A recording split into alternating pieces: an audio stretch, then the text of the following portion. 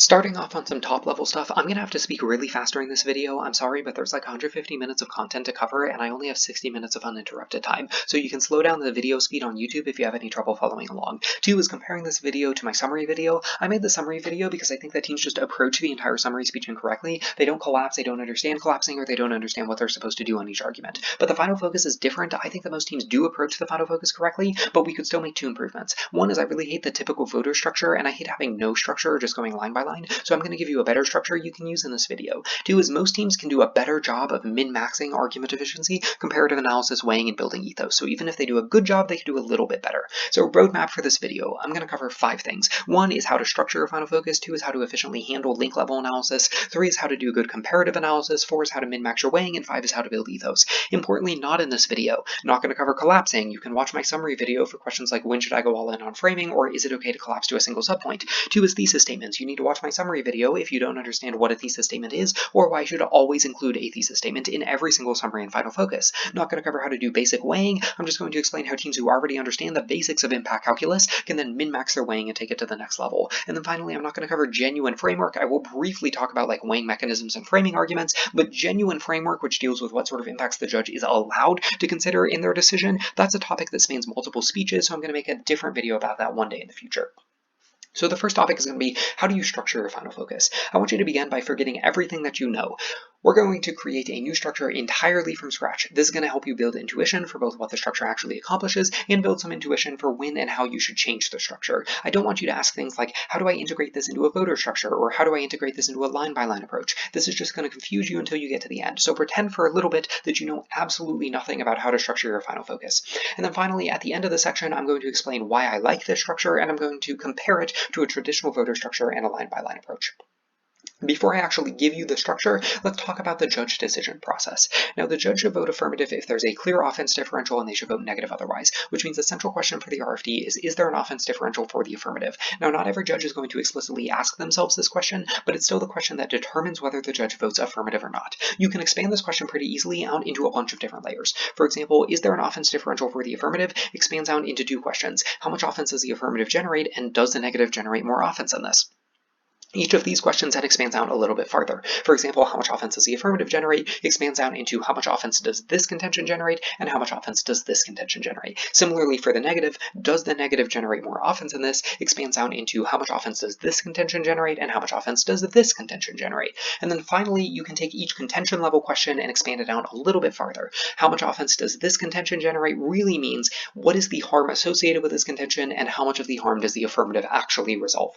Now, a quick note is that this is not the only way that you can expand out this original offense differential question. For example, you could take something like, does the negative generate more offense than this, and expand that into how does this contention compare to the affirmative offense, and how does this contention compare to the affirmative offense. I don't really care how you expand out the original question, I just want you to remember 2 things. Your first takeaway is that a question like, is there an offense differential for the affirmative, can very easily be broken down into a whole bunch of smaller component questions. And then the second key takeaway is that you have to answer each of the component questions one at a time before you can answer the main question. So back up here, you cannot answer is there an offense differential for the affirmative until you ask yourself how much offense does each contention generate, and you can't ask yourself or answer how much offense does each contention generate until you ask yourself what is the harm of each contention and how much of the harm does the affirmative actually resolve. Now we're going to use the second takeaway to inform our structure. So let's actually create the structure now. The main goal of your final focus is to make the judge answer a question like, is there an offense differential for the affirmative with yes? Or if you're on the negative, you want them to answer that with no. Now I'm going to repeat the second takeaway right here. You have to answer the component questions one at a time in order to answer the main question. Now we can reword this. This means that to convince the judge that there is an offense differential for the affirmative, you must address every relevant subcomponent question. Now I think you can understand where I'm going with this. The structure that I recommend for your final focus is to just pick a subset of the subcomponent questions that you consider relevant and explicitly ask and answer them one at a time. So you expand out this original question, is there an offense differential for the affirmative? Then you pick a bunch of the subcomponent questions and you ask and answer them one at a time during your speech. I will say you explicitly ask the question. You don't sort of implicitly address it. You'll stand up and say things like the first question you need to ask yourself is, or 3 questions guide your decision, first, second, third. You're also going to paraphrase the questions so that they sound relevant to your collapse. Obviously, you wouldn't stand up and say something like, first, how much of the contention 1 harm does the affirmative resolve? You would stand up and say, first, does does voting affirmative resolve the debt crisis? Or first, does voting negative avoid recession? This is just a paraphrased version of the original question. And then finally, you should know that the line by line gets done when you answer each question. So if you say something like, first, does voting affirmative reduce debt? Well, then you want to answer the question. So you say something like, yes, it does. There are two conceded links. Here's all of our link analysis, and here's why their responses suck. That's your link analysis, or that's your line by line on the link level. And then you might ask, for example, second, is debt bad? Well, you'd say something like, yes, here's our impact scenario, their defense sucks, and here's some impact calculus. This is your impact analysis, or this is your line by line on the impact level. So what's the intuition? What is the structure actually doing? The answer is it's writing the judge's ballot for them. You want the judge to determine if there's an offense differential by asking and answering every relevant component question. If they don't ask and answer every relevant component question, then they're not properly answering the original offense differential question. Now, if you do an unstructured final focus, really all you're doing is throwing a bunch of arguments at the judge and asking them to navigate this step on their own. So you stand up and you say something like, here's our arguments. I want you as a judge to figure out the offense differential we're going for, figure out which questions you should ask to determine if this differential exists, and then finally try and answer each question on your own, given the arguments we just gave you.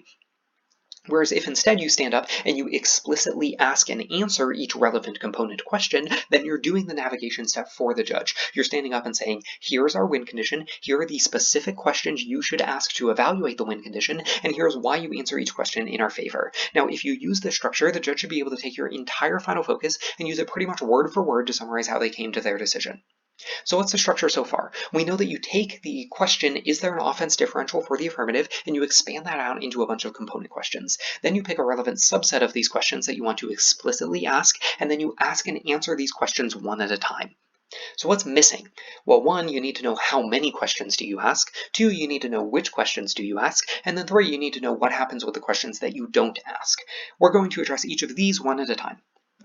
First up, how many questions do you explicitly ask?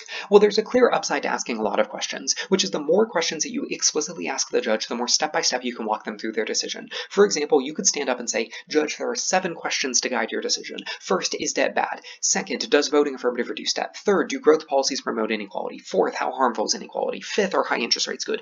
Sixth, does the negative successfully reduce poverty? And 7th, does inequality outweigh poverty? Obviously, you'd answer them after you ask each question.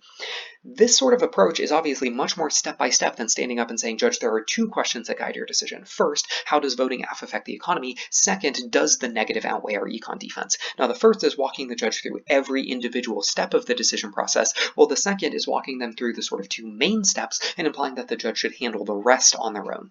So there's a clear upside to asking a bunch of questions, but there's also a downside to asking a bunch of questions. One is it takes time to explicitly ask each question. Using this previous example, you gave 7 questions, which is 7 sentences.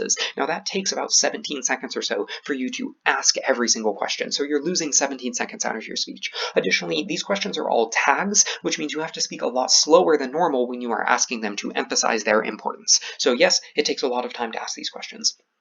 The other downside is that the more questions you ask, the more line by line your speech is going to sound. And this is not at all a problem for a flow judge. As long as you have enough time to cover everything, you can be as line by line as you want. But lay judges, on the other hand, will feel like you're subdividing the important issues a little bit too hard. It's going to give this robotic feel to the final focus instead of summarizing the important questions for them in the round.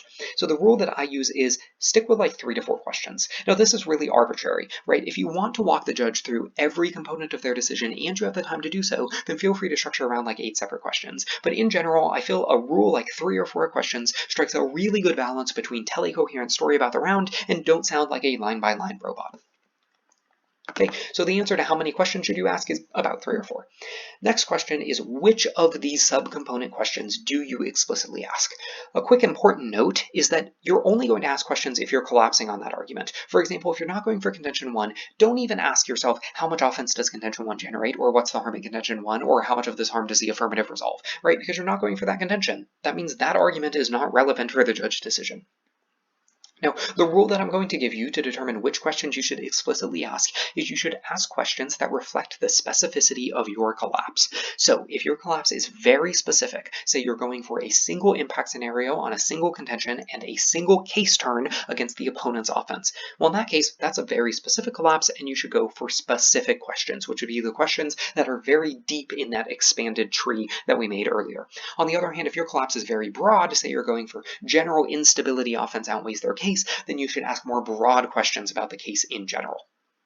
So in practice, I have a couple examples that will hopefully make you sort of understand how to implement this rule. First is, let's assume you're using a specific collapse. Now here's an example. Something like genetically modified foods create superweeds that destroy the agriculture system. Even if farmers can destroy these superweeds, the cost of doing so outweigh any benefits they get from crop yields. Now this is a thesis that essentially translates to the first and second impact scenarios from our superweeds contention outweighs your crop yields offense. Now that's very specific, so you want to ask specific questions. Things like, first, does voting affirmative create superweeds? Second, are superweeds devastating? Third, do superweeds outweigh crop yields? Right? All three of those questions are deep in the decision tree. They're representing very specific questions being asked about specific arguments. On the other hand, what if you're going for a more average collapse? It's not very specific, but it's also not very broad. Well, here's an example, something like free community college tuition crowds out institutional aid in Turn's case. This outweighs remaining AF offense. Now the portion about the negative offense, which is this institutional aid crowding out argument, that's pretty specific. But the portion about the AF offense is very broad. All it says is this outweighs remaining AF offense. In that case, you want to ask specific questions about neg arguments, and you want to ask broad questions about the affirmative. So you might say, first, does voting affirmative crowd out institutional aid? Second, does crowding out turn case? Third, does AF have any remaining offense? Now, the first two questions are very deep in the decision tree because they're specific questions about the specific offense that you're going for. But the third question is at a pretty early layer. It's a broad question because it represents that you're going for multiple possible arguments against the opponent case instead of going for one specific argument about the opponent's case. And then finally, here's one last example. What if you're going for a very broad collapse? Something like multiple econ scenarios from the affirmative case outweigh the negative's remaining offense. Well, this thesis translates to, our miscellaneous econ offense outweighs their case. Now that's very broad, so you're going to want to ask broad questions. Things like, first, how much does voting neg hurt the economy? And second, what offense does the negative have remaining? Now, both of these questions are at very early layers in the decision tree because, again, they represent broad questions which represent multiple econ scenarios and multiple defensive arguments. Now, this sort of poses the question, are broad questions okay, right? A question like, what offense does a negative have remaining doesn't really seem like it's doing much. Well, if you're going for a bunch of independent arguments across multiple contentions, you don't really have much of a choice, right? For example, let's say you're extending some link defense against the negative's first contention, you're extending a link turn against their second contention, and you're extending some impact defense against their third contention. Now, you have a choice here. You can either ask a broad question that captures all of these arguments, or you can ask an individual question for each argument. But unfortunately, you're not going to have time to do that, right? You're going to end up with like 8 questions you need to ask if you're doing that. So in that case, you're generally going to be asking broad questions about the opponent's case and more specific questions about your case. And this represents the fact that you want to be very specific about the offense that you collapse on, which means you want to ask specific questions in your final focus because you're going for specific arguments. But the opponents might be bad and they might go for way too much offense in their summary. Now you're sort of forced to address multiple possible arguments across multiple different contentions on the opponent's case, which means you need to be really broad because the opponents did a really broad collapse. But again, I want to emphasize that this rule is also pretty arbitrary. All that I really want you to do is pick a level of specificity that matches the specificity of your thesis or your collapse. So if you're collapsing on one of your contentions, you want to ask specific questions about the link and the impact. If you're collapsing on your case, you want to ask broader questions like how much offense does each contention generate? If you're collapsing on 2 pieces of link defense against the opponent's collapse, then you probably want to ask very specific questions about the opponent's link. And if you're collapsing on a bunch of smaller case responses against their case, then you want to ask a broad question about the sort of net offense that the opponents generate. Really, what this represents is the fact that if you're going for a hyper-specific collapse, then you want to be asking hyper-specific questions because that's how you can guide the judge through your collapse. Next question, final question before you fully understand the structure, is what happens to questions that you don't explicitly ask? Well, they still get answered during the line by line, they're just not going to be sort of used to structure the entire final focus. So here's the tree again. Right, we took, is there an offense differential for the affirmative, and we expanded that out into a bunch of questions. Let's say you ask a broad question like, how much offense does neg contention B generate? Well, after asking that question, you're obviously going to answer it by doing line-by-line work on the link and impact levels. Now, line-by-line work on the link and impact levels is just answering the question, what's the harm of contention B, and how much of the harm does a negative resolve? In other words, every relevant question is always going to get answered in every final focus. The difference is that only some of these questions are going to be explicitly asked and used to provide explicit structure to your speech. So now you understand the structure that I like. Let's compare it to your familiar structures. Now, a completely line-by-line structure is what a lot of national circuit debaters do. They just stand up and they go down the flow. Now, this structure is essentially trying to answer every question that you consider relevant to your collapse, but you're not explicitly asking them to the judge. For example, a line-by-line structure is going to ask or try and answer, what's the harm of this contention, how much do we resolve, what's the harm of this contention, how much do we resolve, what's the harm of this contention, how much do we resolve, etc., for every relevant contention. But it's not going to stand up and say, judge, you should first ask yourself this key question. The reason why I don't like this sort of structure is because it's like throwing arguments at the judge and then asking them to determine your win conditions and asking them, hey, do you personally think that we fulfill these win conditions based on these important arguments that we tagged? Then what about a typical voter structure?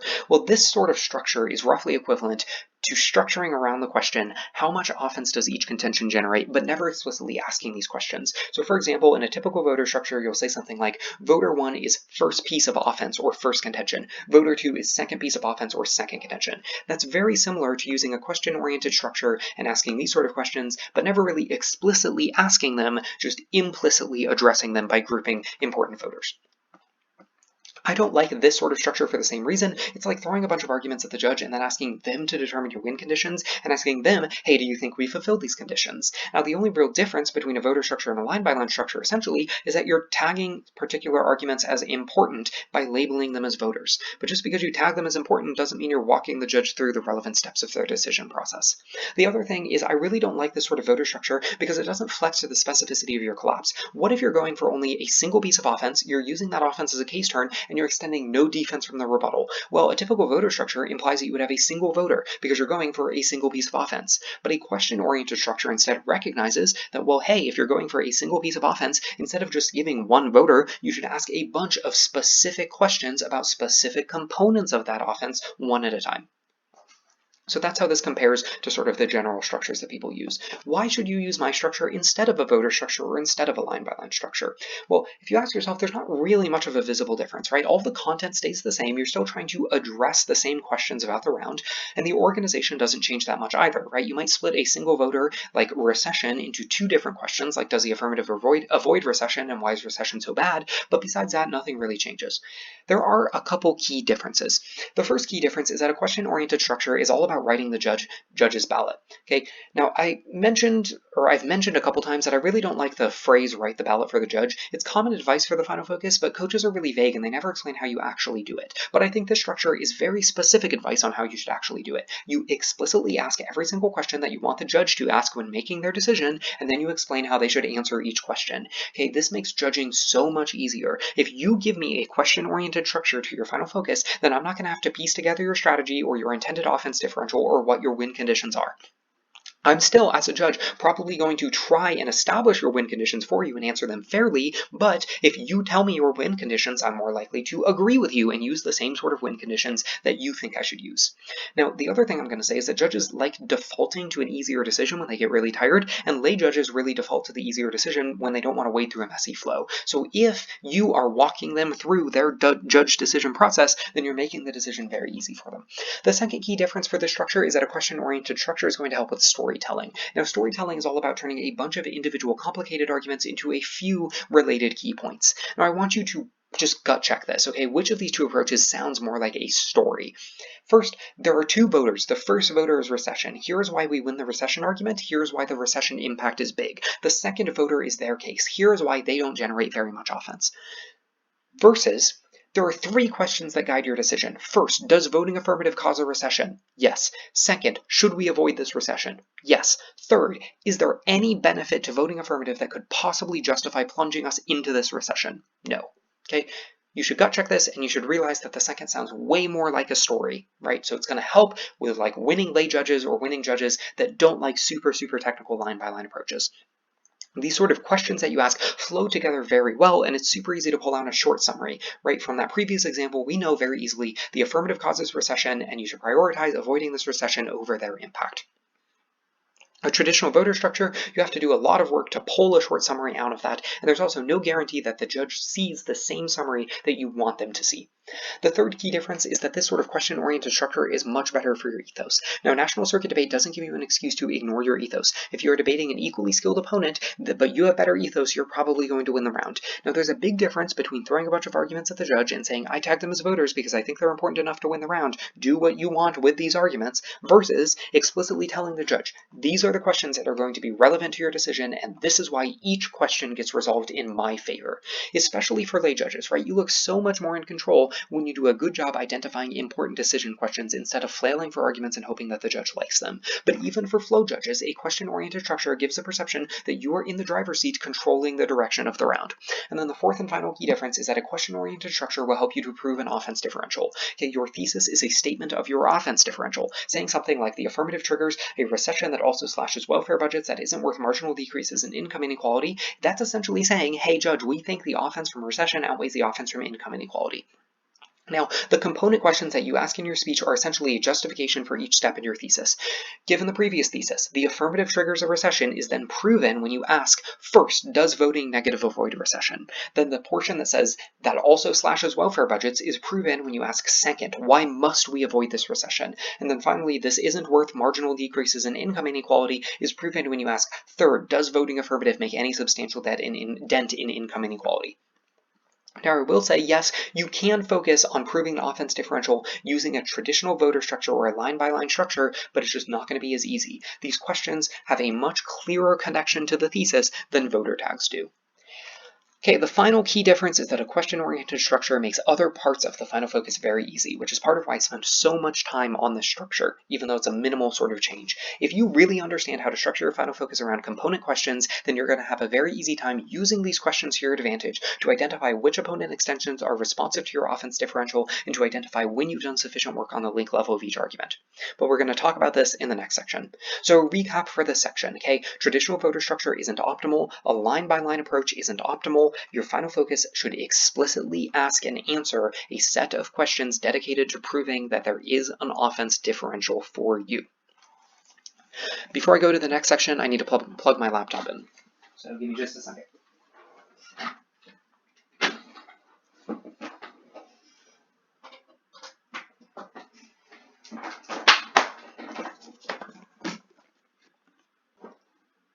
Oops, there goes the brightness. Okay, second section of this video is how you can maximize argument efficiency on the link level. Now, this is a shorter section. I only have two things to talk about. One is I think teams spend way too much time on the link level. Two is I think that most teams have really bad word economy, and they also have an over-reliance on signposts, which further hurts their word signposting, which further hurts their word economy. Going to start off by talking about spending too much time on the link level. Now, a common scenario for you to see in round is a team will stand up and they'll say something like, the first voting issue is recession. They said this argument, but we say this argument in response. They also said this argument, but we say this in response. And if you don't buy that, here's another argument. And finally, they didn't really address this. Now, there's three issues with this, okay? The first issue is that generally teams can't identify which arguments are actually responsive. So if the opponents read 7 answers to your contention, chances are that only 3 are actually responsive. But usually when the team stands up, they just answer everything on the flow.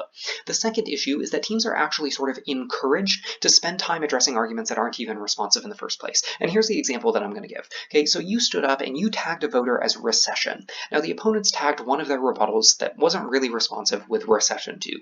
Now the opponents could stand up in the second final focus and they can say, Judge, they didn't address our 5th recession answer. Now, there's a non-zero chance that the judge considers the argument responsive, so you decide, hey, I'm going to answer it in my final focus just in case.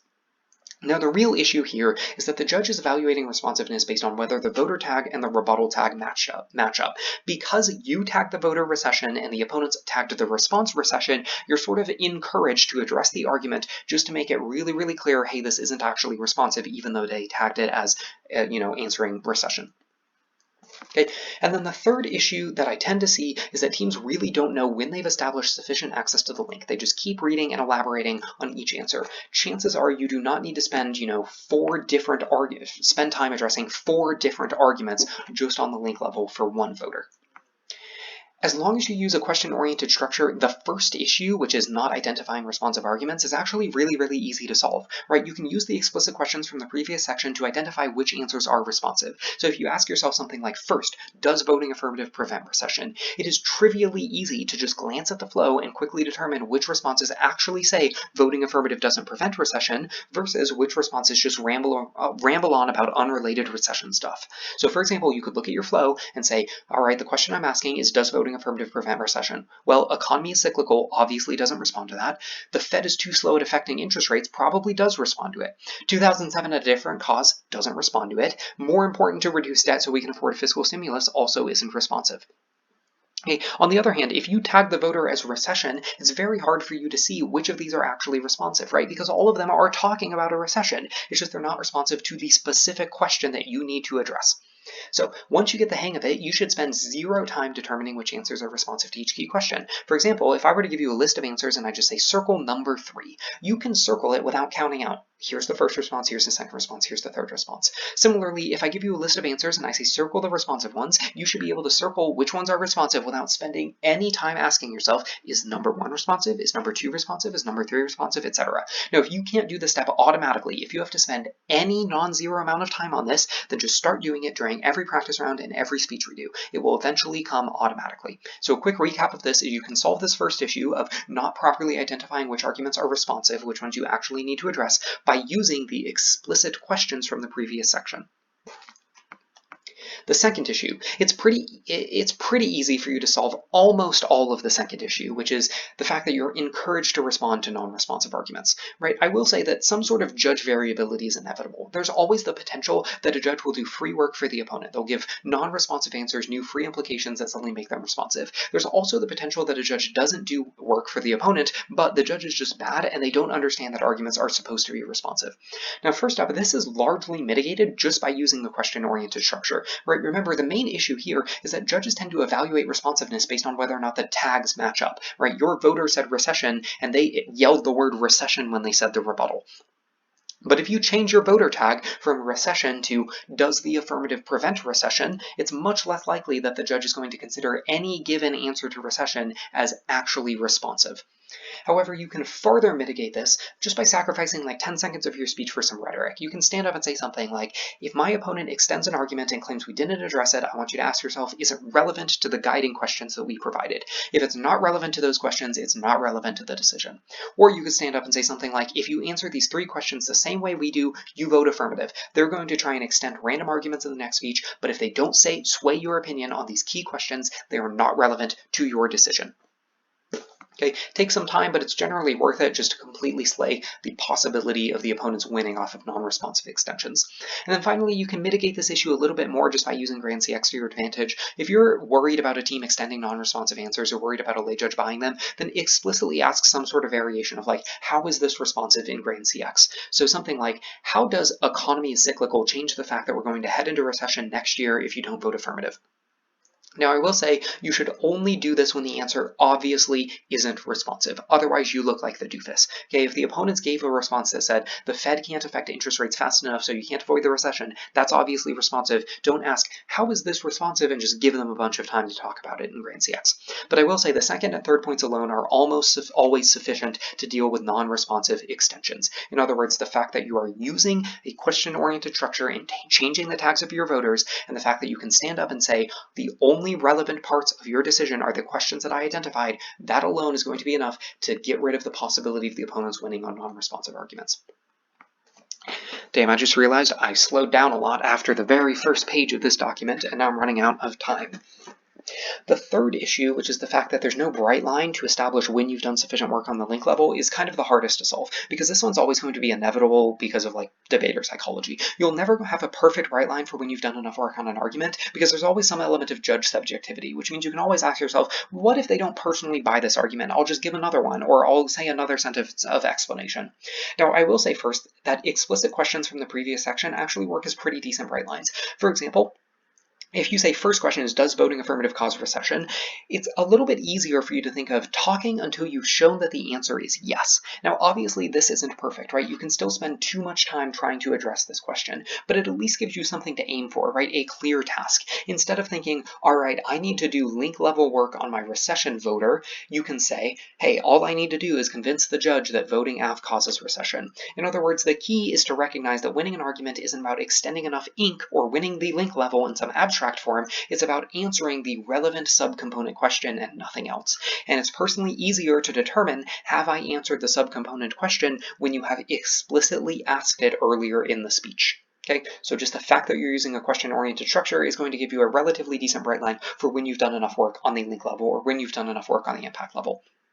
However, the most powerful tool and the biggest piece of advice I can give you for going through link level analysis efficiently is to limit yourself to a set number of sentences for each responsive answer. Now, this is going to sound like dumb training wheels for novices, but it actually works really well for anyone who is struggling with time allocation. My personal stance is that you never need more than 2 sentences to dismiss an argument in the final focus, and you almost never need more than 1. Okay, so if you spend 2 sentences on an argument and the judge didn't buy your analysis, the issue isn't, hey, I didn't spend enough time explaining my argument. The issue is your argument sucked, or you didn't use your time effectively to explain it.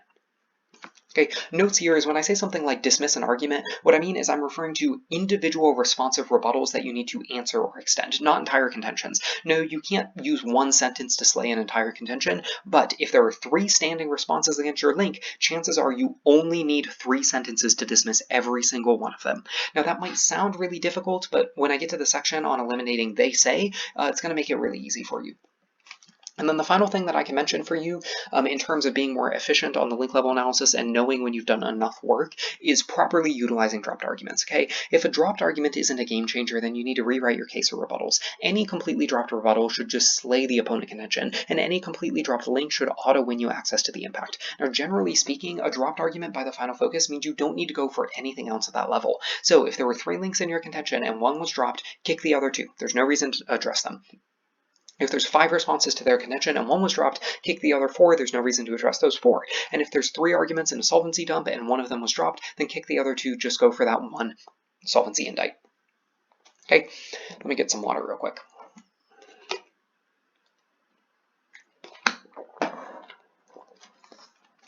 Now, there's an obvious exception when your argument really sucks. Some arguments are just terrible, and the judge isn't going to buy, like, they conceded that death isn't bad, so none of their impacts matter, even if the opponents drop it. Okay, so if your argument clearly sucks, or you just didn't know what else to do, so you threw complete BS on the flow, you probably don't want to go all in on that.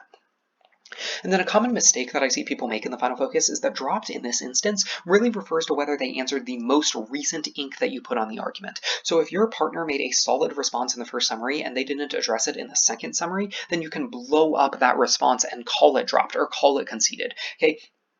They may have responded in the rebuttal, but you can use rhetoric like there was no response to the specific articulation that came out in the summary.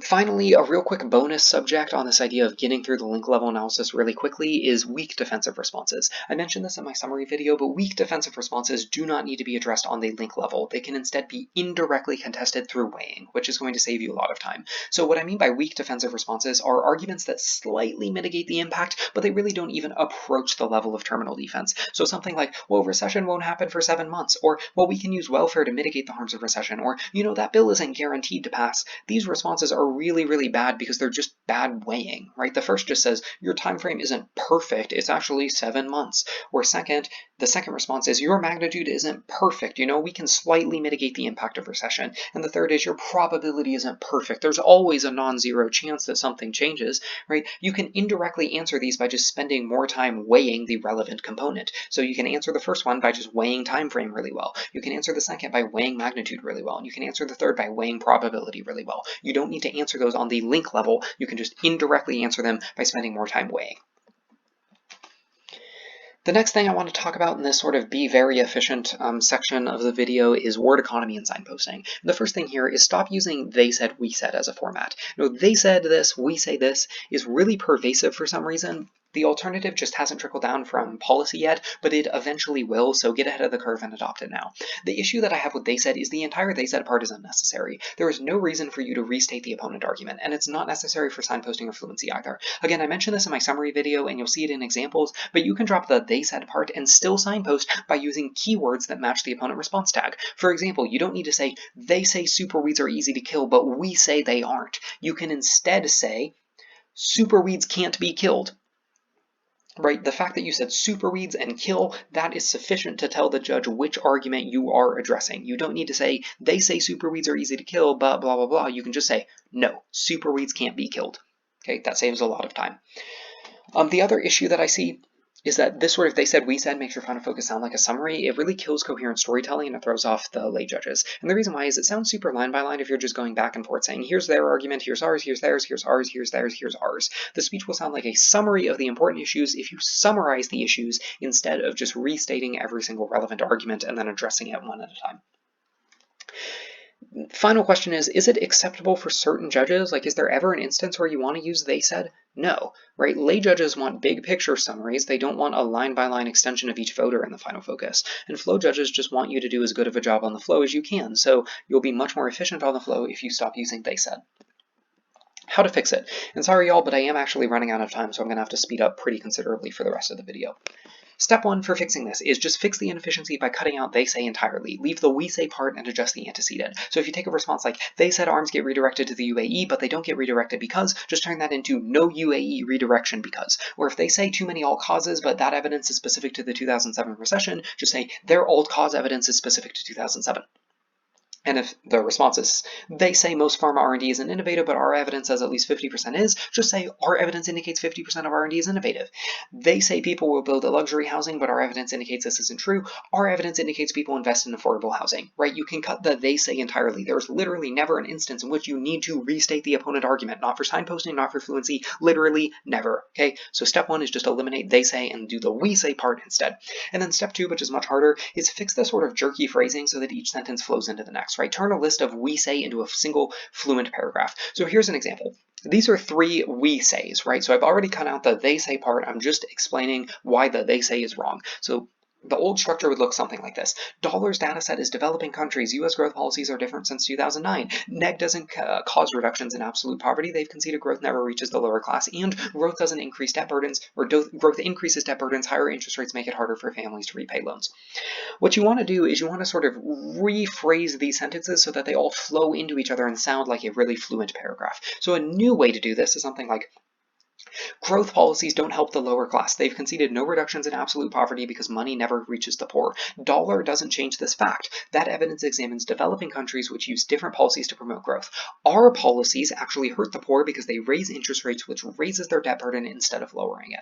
Okay, you see how I took just a list of like, well, you're wrong, here's a bunch of reasons, into here's a coherent paragraph which effortlessly moves between reasons why you're wrong.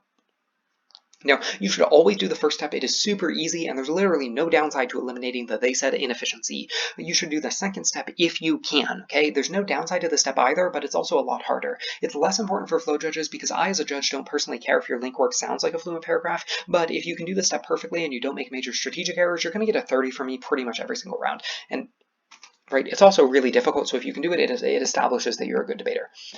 A good example for you to use for eliminating they said is the 2AR from the 2018 NDT finals. If you look at step 1, the 2A said they said twice in the entire speech, and both times it's reiterating an argument to use it as offense. It is not reiterating an argument to serve as signposting, right? They're taking the opponent argument and they're saying like, this contradicts what you said earlier.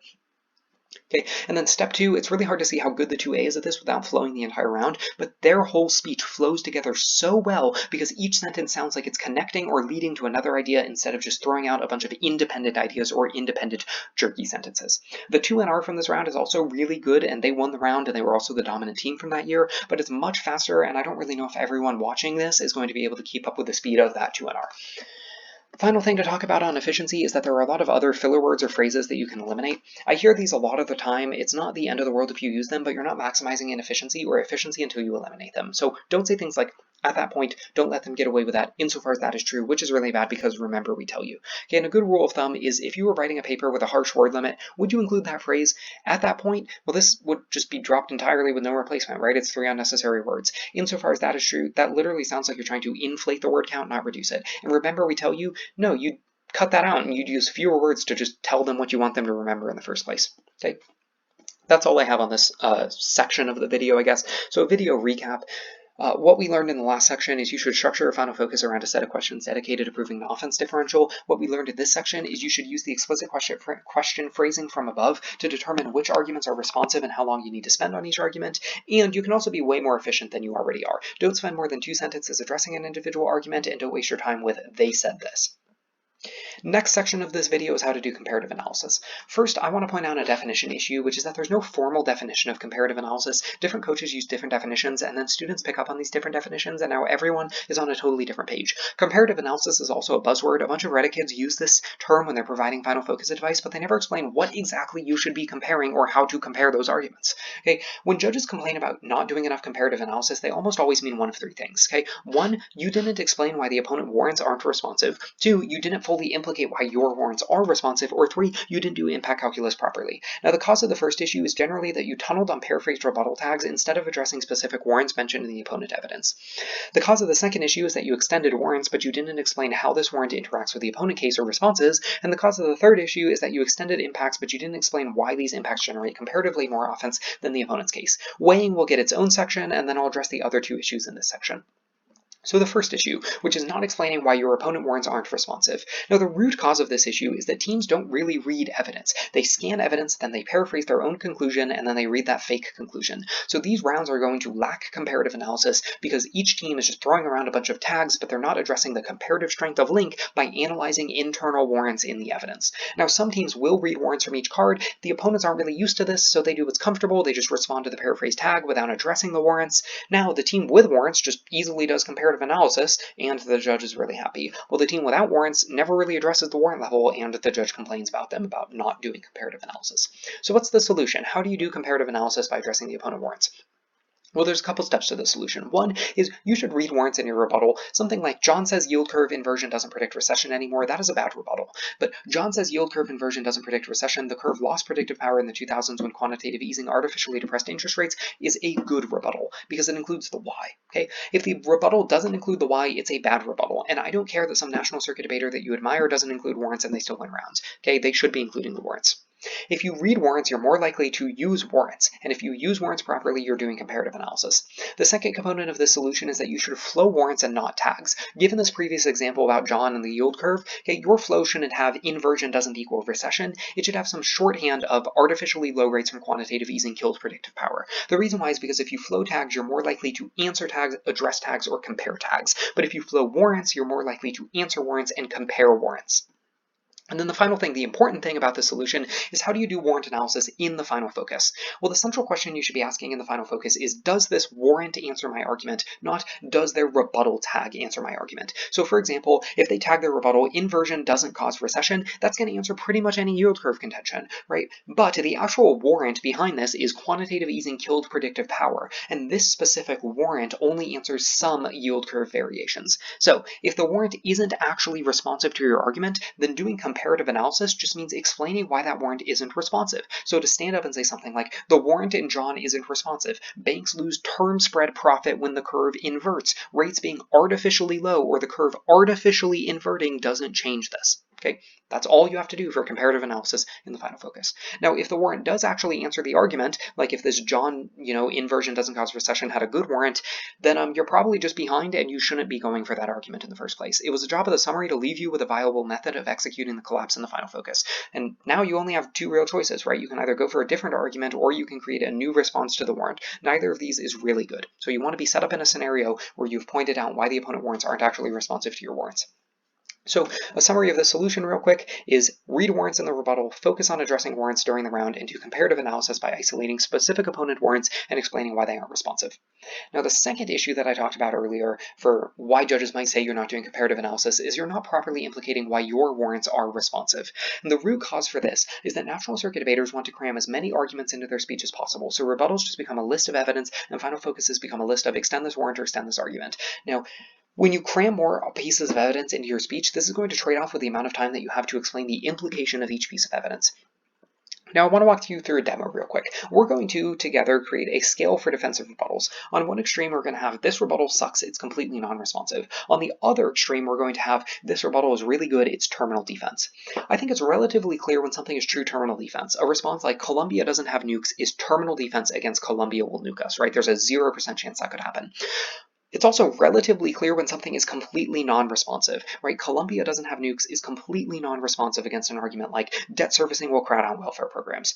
But for a lot of rebuttals, it's really not clear where they fall on this scale, right? For example, where would you put a response like there are millions of vacant homes in the US as an answer to market rate housing solves homelessness by expanding the housing supply and driving down prices? Okay. This is clearly responsive because it suggests that a supply shortage isn't actually the sole cause of homelessness, but it's also not the terminal defense. It doesn't say that supply has no impact. We don't really know why those homes are actually vacant. Okay. What this means is that with most rebuttals, the judge has to make a subjective call on where they place the argument. They have to ask themselves, how much offense does this response mitigate? Is it non-responsive? Is it terminal defense? Where does it fall in the middle? Now, my complaint as a judge is that if you just extend a warrant and then move on, I have to manually ask myself, which warrant in the opponent case is this warrant responding to, and how well does this warrant implicate the opponent warrant? Whereas if instead you extend a warrant and you explain how it implicates specific portions of the opponent's case, I don't really have to do much work as a judge. You're doing all of that step for me. Now, one of the jobs of the final focus is to influence where the judge places each response on this imaginary scale. You want them to lean towards this response is actually terminal defense, not this response is completely non-responsive. The way that you do so is by explicitly telling me how your warrant implicates the opponent warrant, not by extending the warrant and then moving on. So here's an example of what's bad. You don't want to stand up and say, you've conceded there are millions of vacant homes in the US. There's no comparative analysis here. You're not comparing how your warrant implicates the opponent case. I know that this argument is conceded, but I don't know how much specific offense you think it actually mitigates. A good example of what to do, however, is to say, you've conceded there are millions of vacant homes in the US. This means A, there isn't an incentive to build more because rent won't be collected, and B, there's clearly no nationwide supply of shortage. Now, I know as a judge how much offense you are mitigating, and if the opponents relied on profit incentives warrant, for example, I know that they just lost 95% of their offense. So you might ask yourself, you might think to yourself, well, a good judge should just recognize that vacant homes means no profit incentive.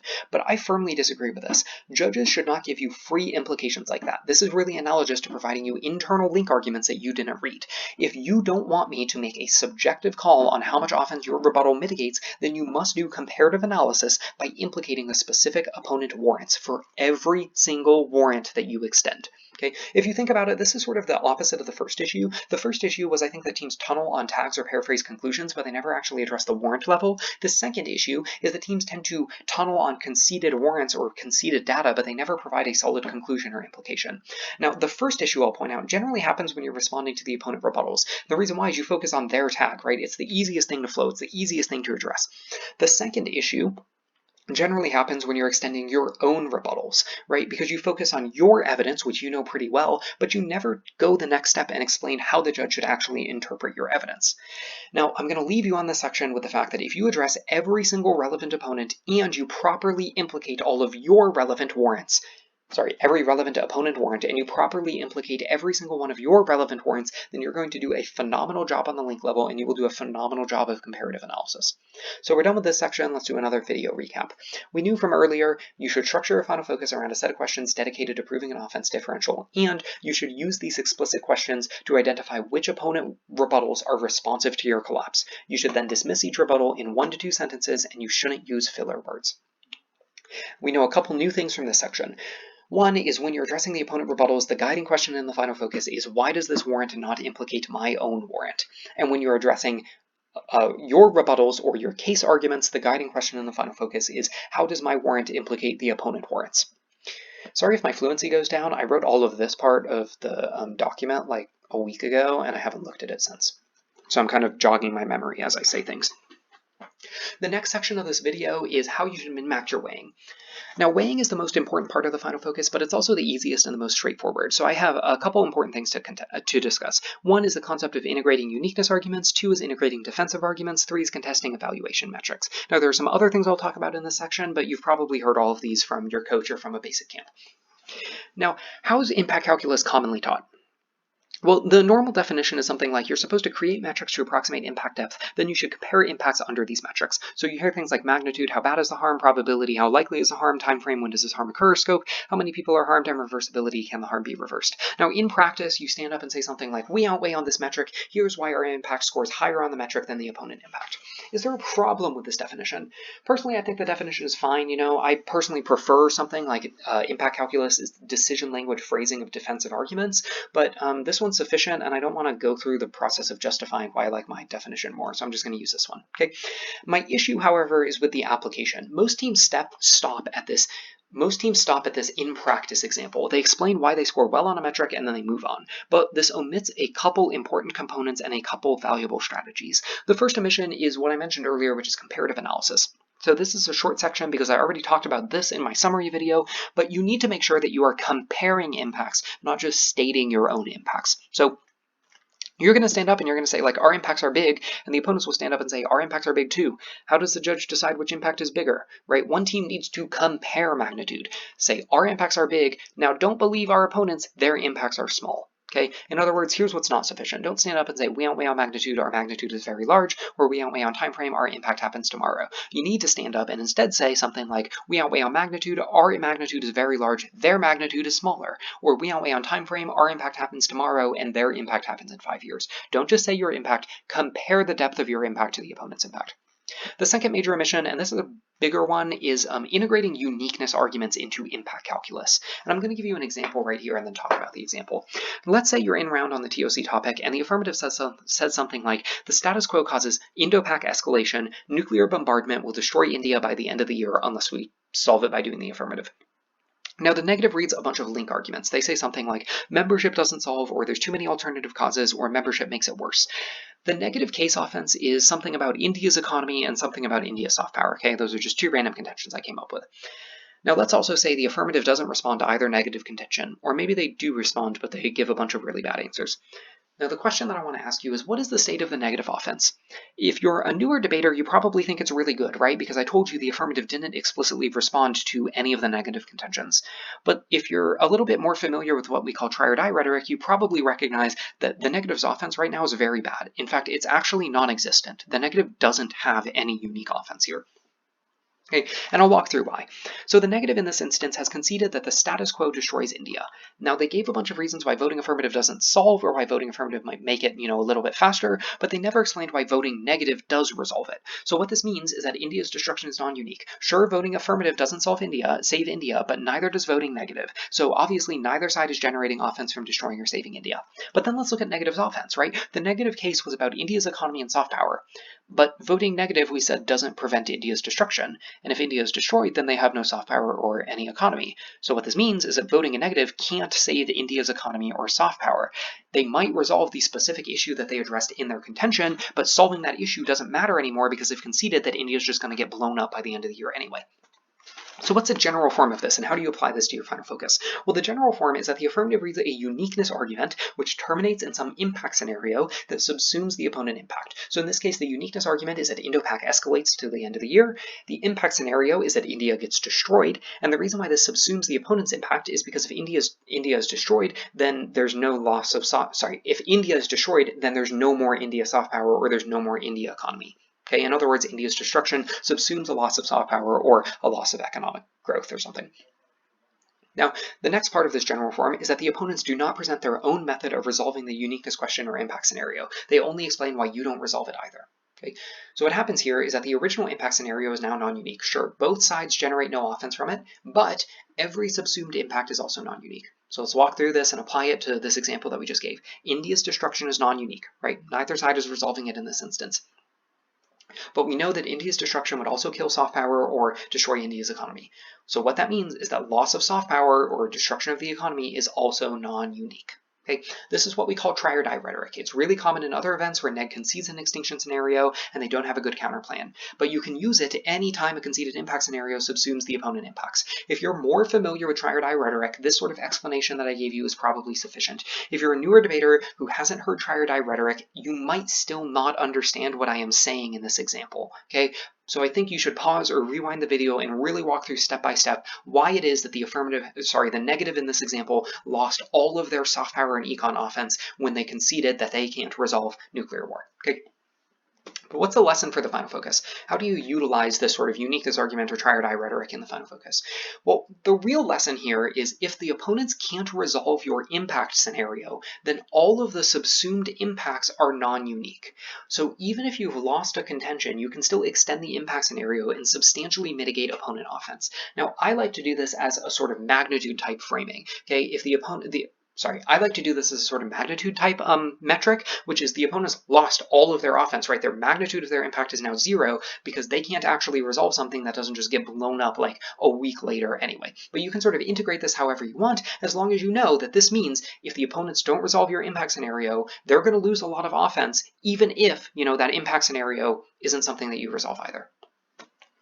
Sorry if that sounds a little complicated. I'm not the best policy debater, actually, so I'm not the best at, explaining these policy arguments in public forum terms. Cool, the third omission that I see most teams making on weighing is integrating defensive arguments. So what I mentioned in my summary video is that all defensive arguments are just warrants for weighing because they're an argument that tries to mitigate the amount of offense that the opponents generate. So uniqueness answers, for example, do this by contesting whether there's a need to resolve some sort of answer or some sort of problem. Link answers do this by contesting how well the opponents resolve the problem. And impact answers do this by contesting how important it is to resolve the problem in the first place. So the implication here is that if you extend a piece of defense and you provide an implication, then you've done impact calculus, right? If the opponents conceded Indo-Pac isn't escalating, well, the implication there is that the opponents have an ultra-low probability of ever reaching their conflict impact. Similarly, if the opponents conceded that the yield curve won't invert this year, then the implication there is that the opponents have a super long time frame before the opponent impact could even happen. And then finally, if the opponents conceded something like most farmer research isn't innovative, they've just conceded that they don't really have much magnitude to their impact because you barely affect innovation. So in practice, it's up to you how you use this information, but my recommendation and the easiest way to integrate defensive arguments is to do this, okay? Terminal defense or almost terminal defense, which are these defensive arguments that are super, super good and mitigate a ton of offense, treat these as non-starters and just extend them where you normally would. So when you go over to the opponent's case, this is where you extend terminal defense as a non-starter type argument. But all other defensive arguments, I think you should instead extend those during your impact calculus, right? Use them as warrants for your weighing. This is very similar to earlier when I mentioned how bad defensive arguments can be addressed during impact calculus. If you're giving a decent defensive argument, you can just extend that during impact calculus instead of doing that work on the link level. So for example, you could stand up and say something like, we outweigh on time frame, then extend our uniqueness argument because it indicates that their impact isn't triggered for at least 2 years. Or we outweigh on magnitude, extend our conceded link defense argument, which indicates that they can't resolve 70% of the problem. Once again, I realized I'm going much slower than I need to get through this whole video in enough time. So I'm going to have to speed up a little bit. I'll probably forget and slow down a little bit more by the end, but, we'll just continue this cycle. Okay, the fourth and final major omission that I see a lot of teams making is they don't contest evaluation metrics. So I'm going to give you an example. Let's say one team stands up and says something like, we outweigh on probability, 10,000 people are guaranteed to die if you vote affirmative. And another team stands up and says, we outweigh on magnitude, 1 million people might die if you vote negative.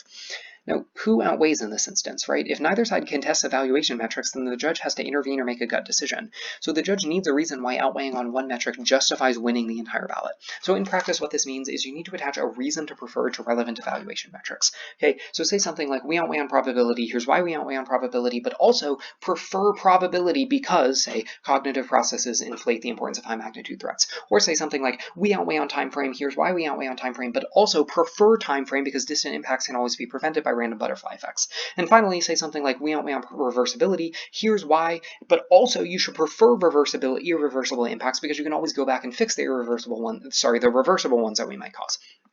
In other words, don't say not in other words. I also want to note that you shouldn't say something like, prefer probability over magnitude if your impact is also high magnitude. This is obvious, but I occasionally see teams making this mistake. So let's put all the emissions together, okay? The old method of weighing that I think a lot of teams do is they stand up and say, we outweigh on magnitude, our magnitude is very large. The better method of weighing is you need to stand up and say, we outweigh on magnitude, our magnitude is very large, their magnitude is very small because of this defensive argument, and you should prefer magnitude because of this warrant.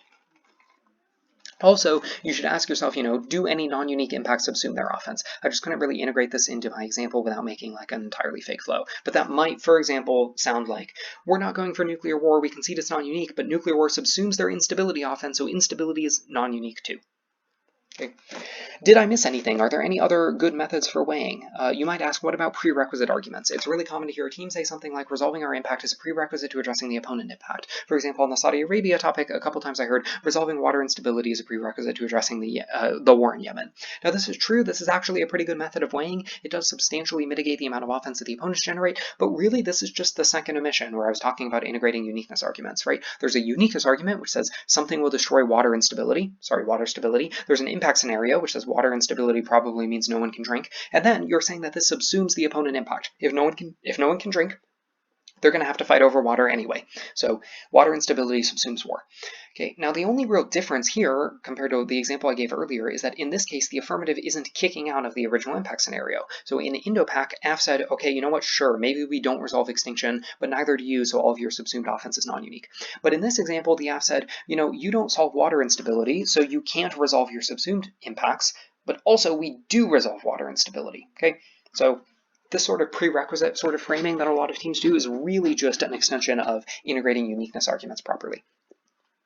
And then the lesson here is that if you want to generate good prerequisite arguments, you should pick impact scenarios that the opponents don't attempt to solve, and then you should explain why they subsume the opponent offense. So obviously, if you want a prerequisite argument, you can't pick an impact scenario that the opponents do attempt to resolve, because then your prerequisite argument becomes irrelevant.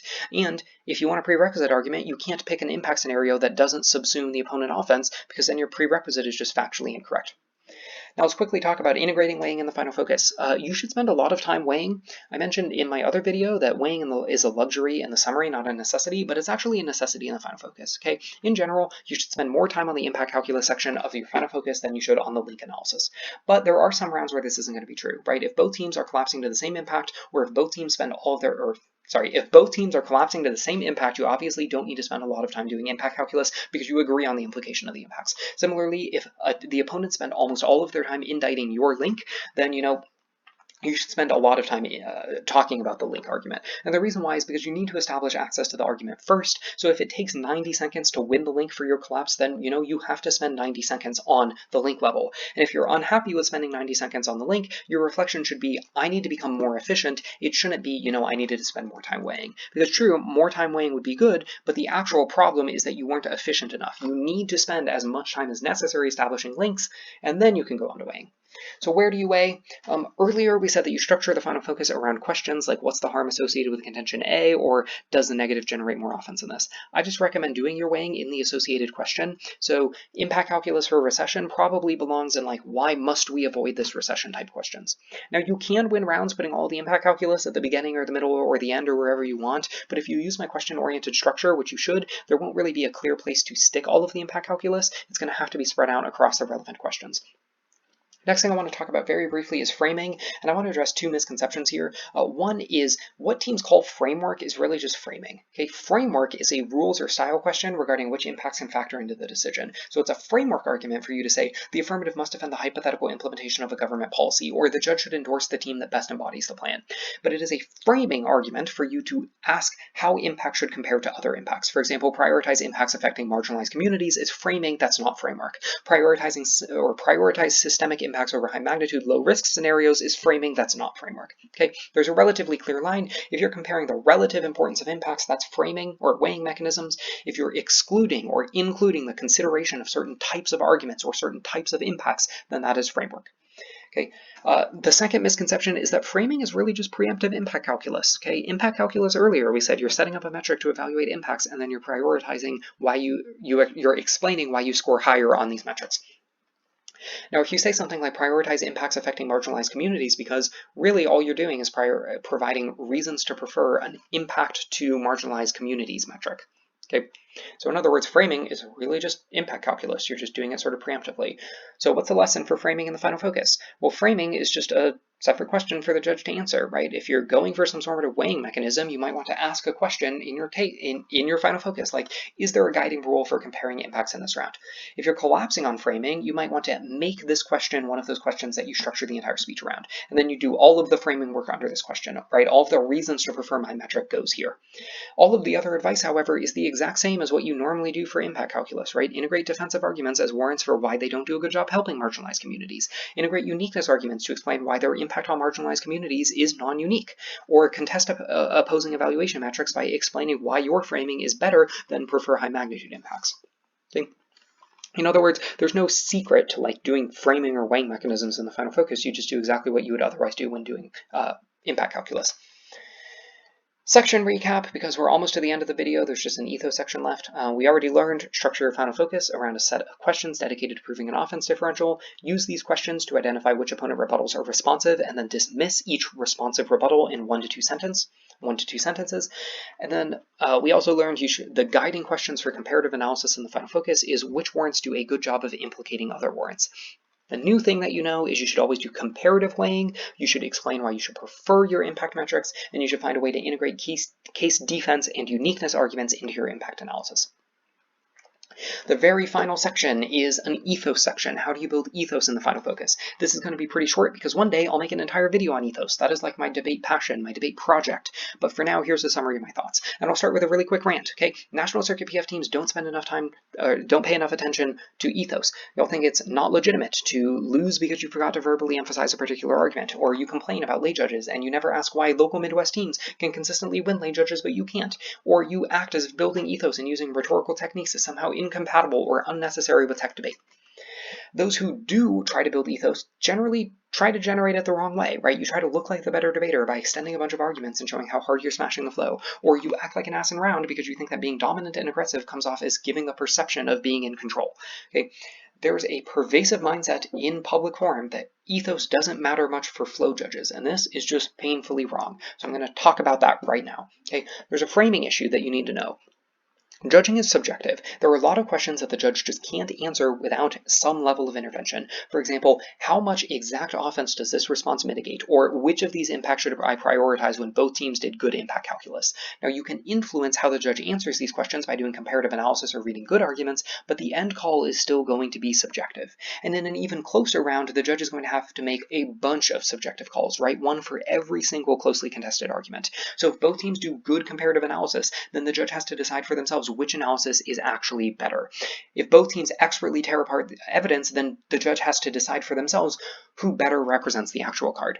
In other words, the judge can't objectively answer an argument, a question like, how good is this argument? They can only subjectively answer, how good do I think this argument is? Now, obviously, it's important for you to read good arguments and work on the strength of your analysis, but it's equally important for you to work on delivering that analysis in a persuasive and credible way. So I'm going to give you a couple ways to build ethos in your final focus. And I think these are the three most important components of building ethos in the final focus, which are 1, speak assertively, 2, demonstrate understanding and control of important issues, and 3, point out important opponent mistakes. So the first component is speak assertively. We're going to use this example sentence, okay? The affirmative has conceded public debt deleveraging is offset by an increase in private debt. Private debt creates the same economic drain, which means there's no AF solvency. Private debt also has a stronger correlation to recession, which means we link turn their first contention. So let's do a quick comparison. How would most teams read this sentence? They'd start off in their final focus by saying, the affirmative has conceded public debt deleveraging is offset by an increase in private debt. Private debt creates the same economic drain, which means there's no AF solvency. Private debt also has a stronger correlation to recession, which means we link turn their first contention. Okay, I mean, that's a fluent reading of the sentence, but it's not assertive, right? Here's how you assertively read the sentence. The affirmative has conceded public debt deleveraging is offset by an increase in private debt. Private debt creates the same economic drain, which means there's no AF solvency. Private debt also has a stronger correlation to recession, which means we link turn their first contention. Okay? There's a clear difference. One is just like starting at 100 and never really moving from there. And the other is emphasizing arguments or words that you think are important. So there's two components to assertiveness. First is fluency. You're obviously not going to sound assertive if you're losing your place or grasping for words or trailing off. And the other is emphasis. You don't sound assertive if your speaking is super monotonous. Now, the key issue here, and the reason why a lot of teams lose their assertiveness, is because they forget about emphasis as they get faster. Now, if you ask a national circuit team to slow down, they actually do a really good job of emphasizing what is important. But when you ask that national circuit team to speed back up, their emphasis almost always disappears. And it's not that the speed itself is inherently killing emphasis, right? There are plenty of policy 2ARs or 2NRs that do a phenomenal job of emphasizing things. There are plenty of public forum speeches that actually do a good job of emphasizing things while being fast. But for some reason, speed makes it harder to emphasize properly. And also for some reason, it just makes teams forget to emphasize in the first place. So I'm going to give you a band-aid solution on how to be more assertive by doing emphasis. And that is use speed as your primary method of emphasis. Worry less about pauses or volume or intonation or anything like that. Just for now, try to emphasize primarily through speed. And this is a surprisingly effective solution. Okay, most debaters have already built up the association with slow means lay and lay means rhetorical flourish. But varying speed alone is also a pretty powerful method of emphasis, right? Slow words stick out in a sea of fast words. This effect is magnified as fast words get even faster. And you'll actually notice when I've been sort of doing this entire video, the primary way that I've been emphasizing these italic words is literally just to say them slower. Okay, there were tons of other tools that I could have used to emphasize them, but I tend to just say them slower. Okay, that's sufficient for emphasis most of the time. And you could create like an imaginary dictionary of words that you want to say slowly, because these sort of words being said slowly is generally going to be sufficient for decent emphasis. For example, critical. It is a critical mistake by the negative. Conceded. You have conceded the link turn, or exactly. This is exactly offset, right? That's a pretty effective band-aid solution to deal with emphasis. But what's the long-term solution, right? How do you get assertive by actually understanding emphasis and how to do emphasis? Well, it's pretty simple, okay? You're going to sit down, you're going to set a timer for 10 hours, and you're going to repeat. Emphasis isn't just for lay judges. I should emphasize things even when I'm going fast until the timer goes off. For real, okay? You all know how to emphasize things. You can emphasize very well when you speak slowly. It's just a question of actually making the conscious decision to slow down and emphasize things when you are in front of a fast judge or a technical judge, okay? The second thing I want to talk about for building ethos is demonstrating understanding and control of the important issues. Okay, good round vision makes you look like a good debater. Your ethos will tank if the round is clearly about your first contention, but you decide to collapse on your second contention. So if I'm judging, for example, and I think this final focus should probably be about the case turn, and the team stands up and says the order will be the case turn, then I immediately know that the team is smart because they picked out the proper collapse that I was thinking of. Now, the question-oriented structure that I gave earlier is actually going to help control most of the macro-level decision questions, which is why I spent so much time on it, okay? The structure doesn't change too much about the organization of the speech, but it really forces you to highlight the critical decision questions, which means it's going to do a pretty good job of demonstrating understanding of the important issues in the round. But I also think you should go beyond this, and this is my primary advice for this section. You should explicitly label individual arguments that are important and properly implicate them. So, for example, if you're collapsing on a case turn, don't just say, extend the case turn. Say, this case turn is devastating. If you're collapsing on some link defense, don't just say extend Jones. Say Jones slays this contention. Or if you're collapsing on an impact scenario, don't just say extend the impact. Say this impact ends the round. Okay? Explicitly labeling key arguments like this can genuinely flip the ballot. And the reason why is because this sort of phrasing, it affects the judge's decision process because it's a challenge. It says, if you vote for us, you better explain why you didn't like this case turn. Okay? If I say this case turn is devastating, it tells the judge, my work as a judge should be to really, really look and examine the full implications of this case turn, right? In other words, if you tell me like this case turn is devastating instead of extend this case turn, then I'm probably going to ask myself like, why do they think this case turn is actually devastating, right? Are they making a mistake with this? And then I'm going to do a bunch of analysis on the flow that I might have otherwise not done. Okay, and I cannot overstate how important or helpful this is. Now, no judge is ever going to explicitly say, I voted off this argument because the opponent extension sounded badass, but I can guarantee that these sort of extensions will play a vital role in the decision for ultra close rounds. You want to guide the judge's decision process as best as you can, and the best way for you to do that is to tag arguments importantly. And as long as you're doing that, you're tagging which arguments are the important ones, you're going to be demonstrating that you understand which are actually the important arguments, and the judge is going to just, think that you're the smarter debater. The final thing that I recommend for building ethos in the final focus is pointing out opponent mistakes, and I'm going to start with a story. This was my second college policy round ever. I was getting absolutely slayed by some critique, and there was like a 0% chance that I could have won that round in the 2AR. But for some reason, the opponents randomly decided to kick the K and go for DDev instead. Now, we were actually behind on DDev too, right? We were probably going to lose the round either way, but we still had some chance on DDev, while we had no chance on the K. So my 2AR actually started off by standing up and saying, huge mistake for the negative, thanks for kicking out of the K. We had no game on that argument, but we're way ahead of you on DDev. Now, we won the round, and the judge RFD included, yeah, you would have won the round pretty easy on neg if you extended literally any of the K framing. Now, what actually happened in the round? Well, what happened is we won as soon as I said thanks for kicking the K, and the rest of the 2AR didn't even matter. I didn't really need to do good work on DDev. The opponents looked like such giant doofuses in that moment that even if I did a terrible job of answering DDev, their ethos had just taken too big of a hit from me pointing out the fact that they made such a silly, stupid mistake, okay? Now, mistakes like these are ethos-generating moments. They create the opportunity for you to build your own ethos by tearing down the opponent ethos. Now, it's really, really common for teams to make the wrong collapse or forget to answer an important argument or concede something important in Grand CX or contradict themselves, etc., etc. You should capitalize on these mistakes. Don't just extend the relevant argument, but make the judge really understand how badly the opponent just messed up. And I don't really have a specific process you should use to do this. I just have a bunch of examples. If the opponent's collapsed on only defense, right? That's a mistake. Explain how this instantly loses the round. Don't just say, like, judge, my opponents have only extended defense. Say, like, big mistake from the opponents. They did not extend any offense in the final focus. Or if the opponents chose the wrong collapse, overemphasize how much of a mistake that was, okay?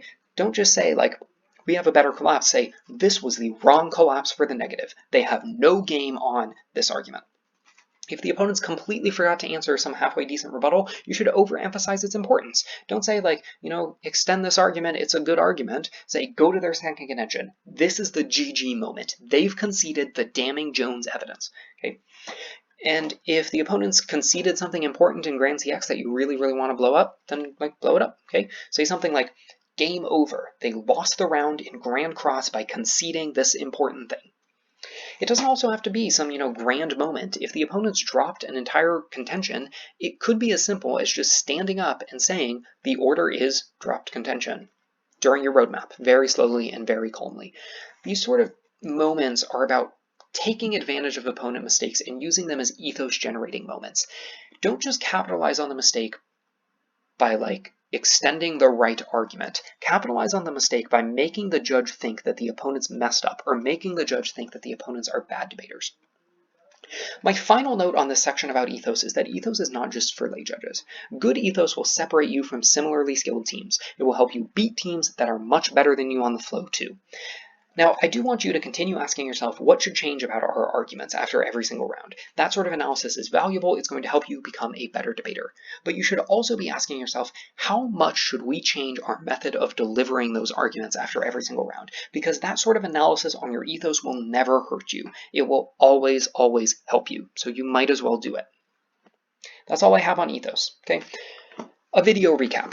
We learned 5 things. 1. Structure your final focus around a set of questions dedicated to proving an offense differential. 2. Use these explicit questions to identify which opponent rebuttals are responsive to your collapse. Dismiss each rebuttal in 1 to 2 sentences and don't use filler words. 3. The guiding question for comparative analysis in the final focus is which specific warrants do a good job of implicating each other. 4. Always do comparative weighing. Explain why we should prefer your impact metrics, and find a way to integrate case defense and uniqueness arguments into your impact analysis. 5, and finally, focus on generating ethos by speaking assertively, explicitly demonstrating your understanding of critical issues, and pointing out obvious opponent mistakes. That's all for this video. I will have a link in the description to a short video where I compare a good final focus to a really good final focus that integrates all this advice. But to be entirely honest, I might not have that up in the description for like another day or two. Okay, that's all. Hit me up if you have any questions.